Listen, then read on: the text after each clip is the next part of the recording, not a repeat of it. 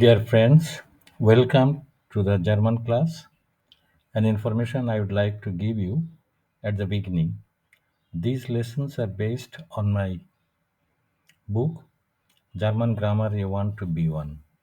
The link to the video presentation of the book and the link to my YouTube channel are given in the description box below. From there, you can see the presentation of my book.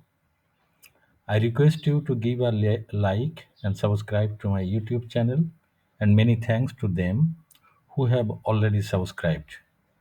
Now we will go to the main discussion. The topic of our discussion today is sentence making and words to be memorized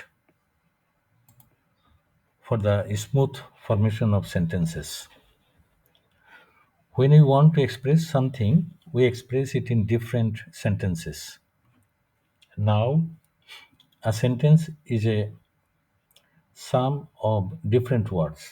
Depending on the meaning of the word and its use in a sentence, German words can be divided into 9 categories. The 9 categories are nomen, that means noun, pronomen, pronoun, adjective, that means adjective, adverb, that means adverb, verb, verb, preposition, preposition, article, Frag word, that means interrogative word, and connector, that means connector. These are the 9 categories into which German words can be divided. Now, out of these 9 categories, 4 categories have very limited number of words.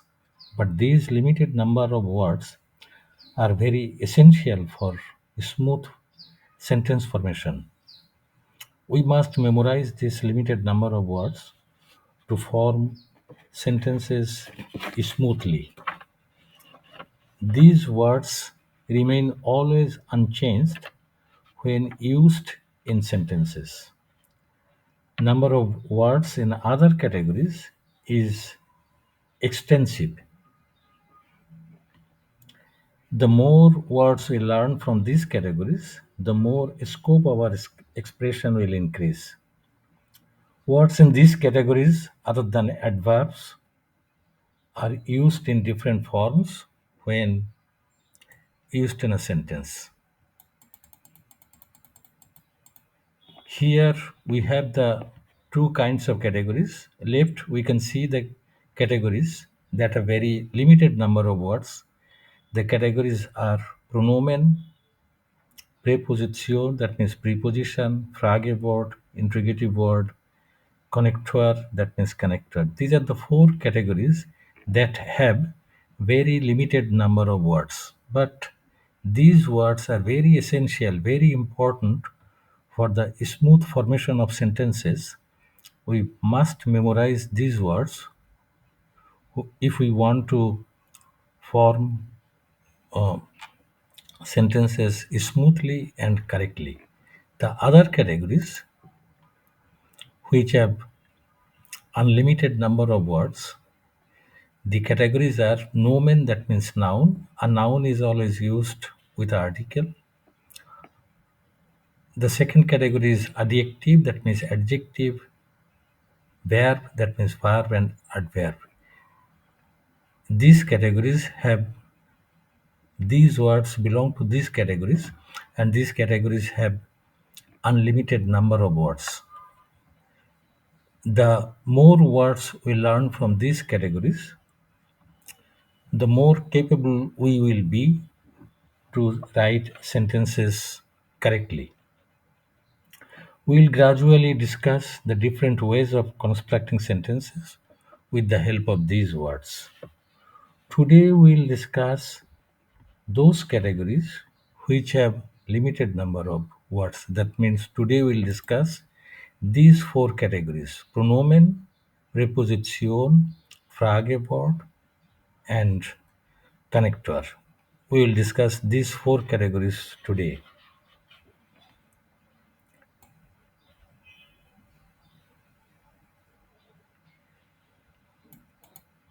Let us first take the category pronomen. This category pronomen has three groups. The first group is called nominative, and the words that belong to this group are ich, that means I, du, that means you, it is singular and informal, er, it means he, or it can also mean it, es, it means it, sie, it means she, but it can also mean it. We'll come to that point later. Wir, we, ihr, you, plural and informal, sie, that means they, and sie, that means you, both singular and plural. And this sie is always written with capital letter, also when not used at the beginning of a sentence. This is the first group of this category pronomen. The second group is called accusative. And the words that belong to this group are mich, it means me, dich, you, ihn, him or it, es, it, sie, it means her, uns, it means us, euch, you, sie, them, and sie, it means also you, singular and plural, and this z is always written with capital letter, also when not used at the beginning of a sentence. The third group that belong to this category pronomen is called dative. The words that belong to this group are mir, it means me, dear, you, ihm, him or it, ihm, it, ihr, it means her or it, uns, us, euch, you, ihnen, them, ihnen, it means also you. It is both singular and plural, and this ihnen is always written with capital letter, also when not used at the beginning of a sentence. As we can see from this table, mich, this word which belong to the group accusative, and mir, this word which belongs to the group dative, these two words they have the same meaning me. When we have to take mich and when we have to use mir, we'll discuss it later. As we can see, this category pronomen, this category has very limited number of words. These are the words that belong to this group, but these words are very important for the smooth formation of sentences, and we have to memorize these words if we want to make smooth, if we want to make German sentences smoothly. This is the first category that has very limited number of words. The second category, which has which have also very limited number of words, is preposition. Preposition. Preposition. This category has in total four groups, but we will discuss here the first two groups. The first group is called preposition with dative. That means when you use this preposition in a sentence, the noun or pronoun that is used with this preposition, they should be in the dative form. And the prepositions that belong to this group are aus, that means from, inside, by, it means in, for, or in care of, mit, it means with or by, nach, it means after or to. Nach is used before a noun, name of a place. Seit means since or for. Von means from or of. Zu means to, gegenüber, opposite to. It is to be noticed here, this prepositions are always used before a noun or pronoun, but this preposition gegenüber, it can be used before or after a noun or a pronoun. This is the first group of this category preposition. The prepositions belonging to this group, they are used with dative in a sentence. The second group is preposition with accusative or dative. The prepositions that belong to this group, they can be used either with dative form or with the accusative form of a noun or a pronoun. When we have to use the accusative form and when we have to use the dative form, we will come to that point later.